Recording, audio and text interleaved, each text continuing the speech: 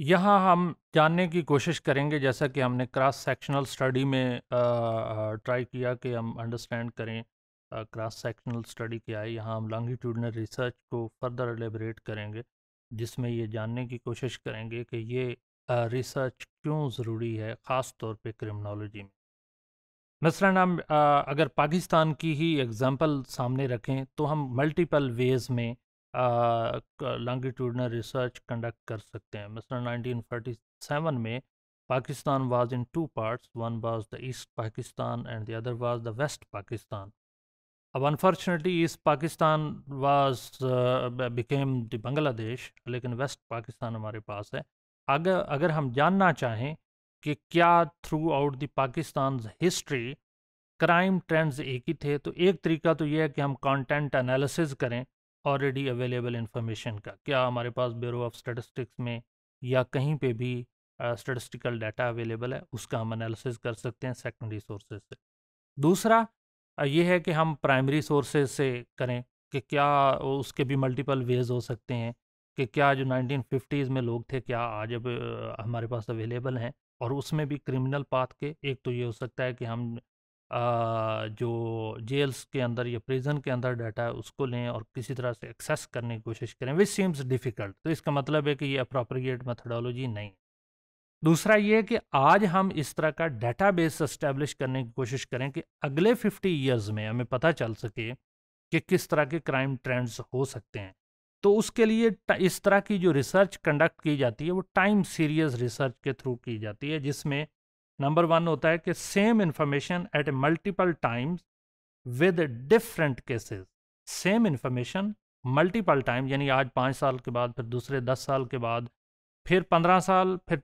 20 years, इस तरह का। या ये हम इंटरवल डाल लेते हैं 10-10 साल का, तो उसके अंदर किस तरह की क्राइम ट्रेंड्स डेवलप हो रहे हैं, और वो same information at multiple time with different cases. Cases different हो सकते हैं, किसी एक जगह पे हैं और फिर दूसरे टाइम में डिफरेंट हो सकते हैं। दूसरी पैनल स्टडी, जिसके अंदर identical cases in each or several time period, वही केसेस, एक ही तरह के केसेस, यानी जो हमारे रिस्पोंडेंट आज हैं 5 साल बाद भी वही हों, 10 साल बाद भी वही हों, 15 साल बाद भी वही हों। लेकिन इसमें प्रॉब्लम ये आती है कि अगर कुछ लोग, किसी की डेथ हो गई है, वो अवेलेबल नहीं है, या कोई डिसेबिलिटी का शिकार हो गया है और वो इन्फॉर्मेशन नहीं दे सकता या दे सकती, तो इस तरह के क्रिमिनल कैरियर के लोग जो हैं उनको आइडेंटिफाई करना, या वो अपने लोकेशन चेंज कर लेते हैं,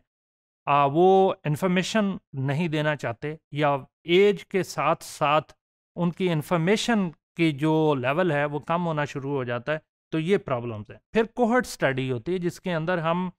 categories of people who shared common experiences on or across the time period, यानी उसी तरह के, मसलन आज हम मर्डर के लोगों से डाटा लिया, 5 साल के बाद भी हम मर्डर्स के जो प्रिजन के अंदर लोग हैं, जिनको सज़ा हो गई है, हम उनसे इंफॉर्मेशन लें। 10 साल के बाद भी हम वही उसी तरह के लोग जो जेल्स के अंदर हैं उनसे इंफॉर्मेशन लें, तो ये हमारे पास डाटा सेट स्टेब्लिश होता जाता है। अब इन डाटा सेट्स को सामने रखते हुए, एक तो वो इन्फॉर्मेशन है जो हमारे पास ऑलरेडी है, दूसरा हमें ये पता चलता है कि जो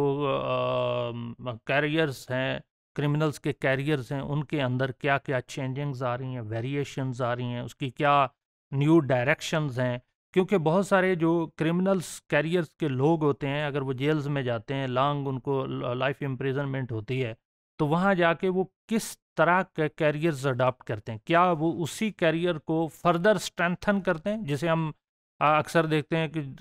या सुनते हैं कि जेल्स के अंदर जो क्रिमिनल्स हैं वो दूसरों को ट्रेन करते हैं। एक तो ये हो सकता है, क्या वही क्रिमिनल्स जो हैं वो जेल्स के अंदर जाते हैं तो वो रिहेबिलिटेट होके वापस आ रहे हैं और उनके बिहेवियर में मॉडिफिकेशंस हो रही हैं, उनकी न्यू लाइफ कोर्सेज एस्टेब्लिश होना शुरू हो गई हैं, कुछ लोग उनमें से आर्टिस्ट बन गए, म्यूज़िक बहुत अच्छा बजाना शुरू हो गए, कुछ आलिम स्कॉलर बन गए, कुछ लोग ऐसे हैं जो हाई डिग्रीज उन्होंने ले ली, उनकी एक्विटल हो गई और सोसाइटी के अंदर फंक्शनल मेंबर ऑफ सोसाइटी बन गए, कुछ लोग आर्टिस्ट बन गए, ड्राइंग वगैरह और इस तरह की चीज़ें, कुछ लोग यूनिक स्किल्स ले लेते हैं। तो ये सारी चीज़ें हमें कोहर्ट स्टडी से ही पता चलेंगी कि लोगों का किस तरह का लाइफ कोर्सेज या क्रिमिनल्स के किस तरह के लाइफ कोर्सेज हैं जो वो प्रिजन के अंदर या प्रिजन से बाहर या इस तरह के कैरियर्स अडाप्ट करने के बाद उसमें किस तरह की मॉडिफिकेशंस आती हैं, चेंजिंग्स आती हैं, कौन सी स्ट्रेटजीज़ हैं रिहैबिलिटेशन की वो बेहतर हैं, कौन सी स्ट्रेटजीज़ हैं जो रिहैबिलिटेशन के लिए बेहतर नहीं हैं, और किस तरह की पॉलिसी मॉडिफिकेशन ज़रूरी हैं, किस तरह का थ्योरेटिकल या एम्पिरिकल नॉलेज जनरेट हो रहा है जिसको हम क्रिमिनोलॉजिकली जिसकी इंटरप्रिटेशन देते हैं और क्रिमिनोलॉजिकल इमेजिनेशन बिल्ड करने की कोशिश करते हैं।